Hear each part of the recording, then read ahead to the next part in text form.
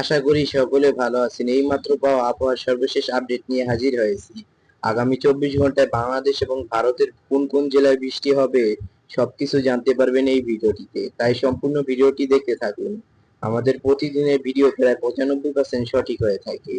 তাই এরকম সঠিক ভিডিও পেতে আমাদের চ্যানেলটিকে এখনই সাবস্ক্রাইব এবং লাইক করতে ভুলবেন না।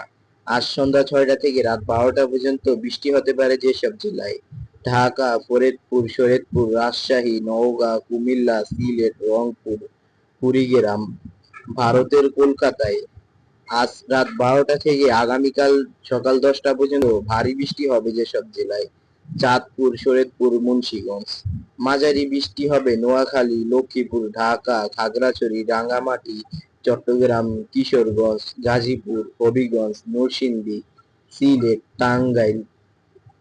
কাল সকাল 10টা থেকে সন্ধ্যা 6টা পর্যন্ত যেসব জেলায় বৃষ্টি হবে: ঢাকা, নারায়ণগঞ্জ, মুন্সিগঞ্জ, শরীয়তপুর, ফরিদপুর, নোয়াখালী, লক্ষ্মীপুর, ভোলা, পটুয়াখালী।